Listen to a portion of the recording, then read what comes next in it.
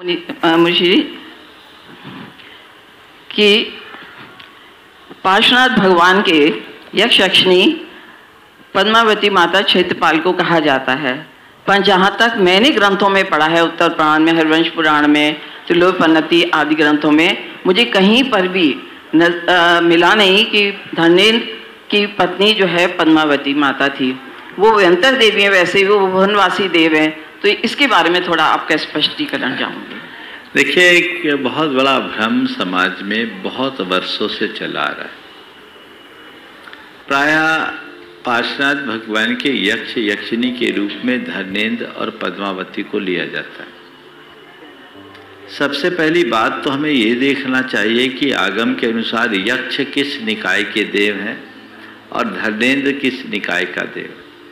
यक्ष व्यंतर देव है और धनेन्द्र नाग कुमार जाति का भवनवासी देव। नाग कुमारों के इंद्र को धनेन्द्र बोलते हैं।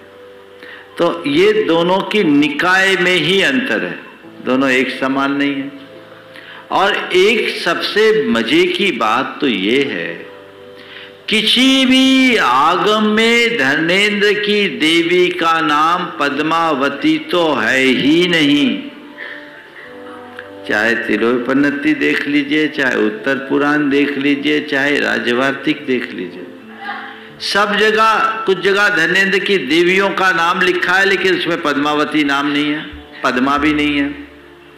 और धनेन्द्र और उसकी देवी ने भगवान पार्श्वनाथ के उपसर्ग के निवारण का कार्य किया।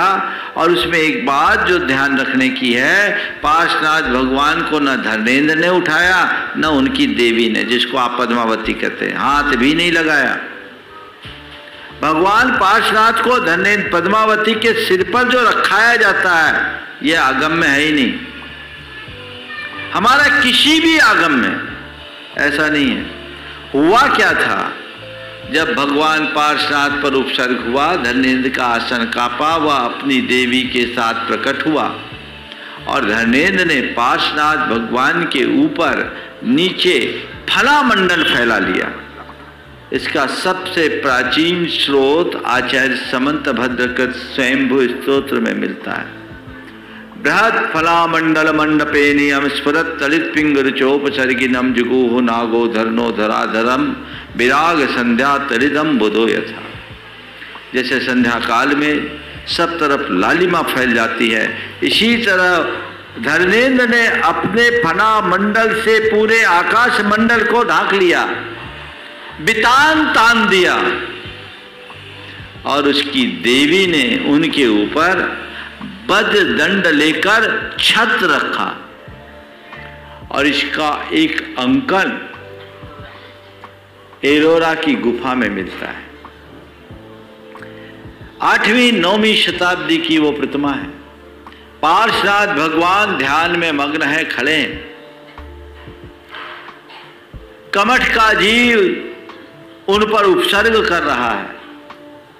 धनेन्द्र और उसकी देवी दोनों उनके चरणों में नत है और धनेन्द्र ने अपना फना मंडल फैला लिया है और पद्मावती, जो उसकी देवी, पद्मावती नहीं, उसकी देवी दंड वज्र दंड युक्त छत्र लेकर उनको तान रही है। और वो छत्र चूंकि भगवान ऊपर है और ये नीचे है तो तिरछा है, बड़ा कलात्मक तरीके से। वो चित्र भी मेरे पास है, जिन्हें देखना है मैं दिखा सकता हूँ।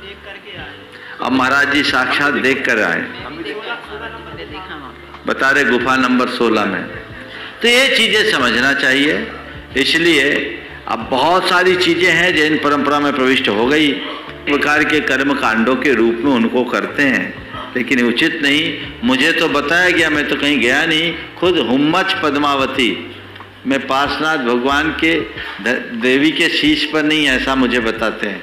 सही है, मैं गया नहीं। हुम्मच पद्मावती में बोलते पार्श्वनाथ भगवान अलग हैं, उन देवी के शीश पे नहीं है ना। तो ये चीजें सोचो। तो ये चीजें अब होने लगी बाद में अंकन, इसका आगम से कोई संबंध नहीं।